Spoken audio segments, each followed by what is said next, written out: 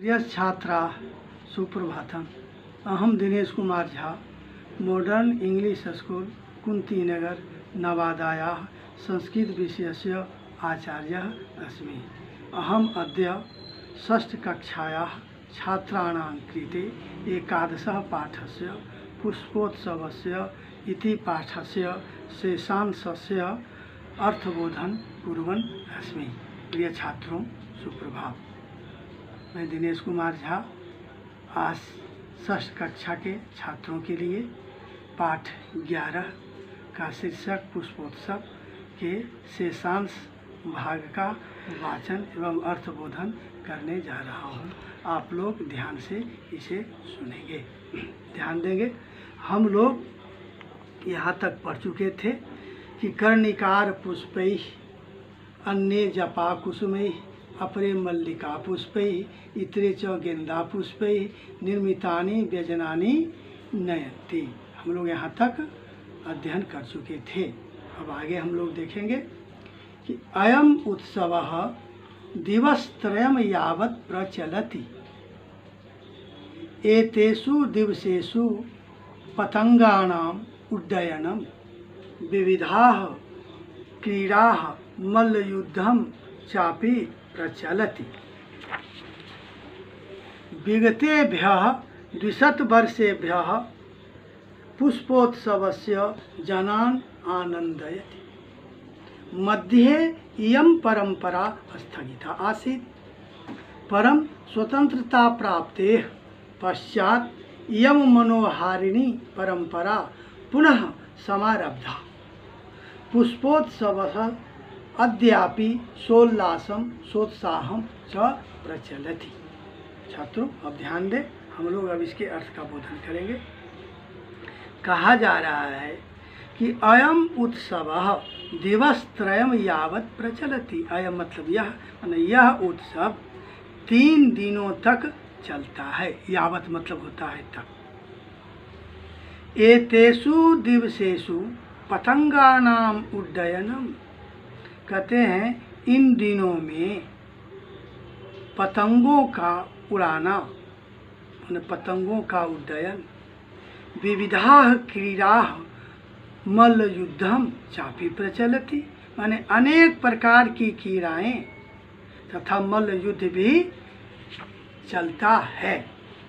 अब हम लोग आगे सुने, कहा गया कि विगतेभ्यः 20 वर्षेभ्यः पुष्पोत्सवः जनान आनंदयति। कहता है विगत 200 वर्षों से पुष्पोत्सव लोगों को आनंद प्रदान करता रहा है। मध्ये इयं परंपरा स्थगिता आसीत्, बीच में यह परंपरा स्थगित हो गई थी। परम स्वतंत्रता प्राप्ते पश्चात, परंतु स्वतंत्रता प्राप्ति के पश्चात इयम मनोहारिणी परंपरा पुनः समारब्धा। यह मनोहारिणी परंपरा पुनः प्रारंभ हो गई। पुष्पोत्सव आज भी उल्लासपूर्वक और उत्साहपूर्वक चलता है। अब इसके शब्दों पर भी हम लोग ध्यान देंगे।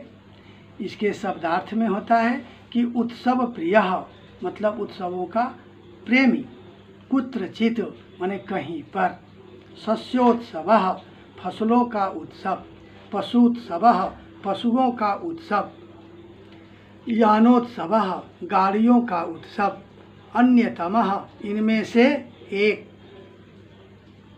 पुष्पोत्सव मतलब फूलों का उत्सव, इति नामना माने इस नाम से, अवसरे माने अवसर पर, पुष्प निर्मितानि माने फूलों से बने हुए, व्यजनानि मतलब पंखे, पुष्प व्यजनानि मतलब फूलों के पंखे, समाधि स्थले मतलब दरगाह पर, अर्पयंती माने अर्पित करते हैं, पाटल पुष्पै माने गुलाब के फूलों से, कर्णिकार पुष्पै कनेर के फूलों से, जिसको कनेली का फूल कहते हैं, जपा पुष्पै माने जपा कुसुम यानी उड़हुल के, गुड़हल भी इसको कहते हैं, कुछ उड़हुल कहते हैं, तो उड़हुल के फूलों से, मल्लिका पुष्पै चमेली के फूलों से, नयंती मतलब ले जाते हैं, यावत मतलब तक, प्रचलति मतलब चलता है, पतंगानाम माने पतंगों का, उड्डयनम मतलब उड़ाना,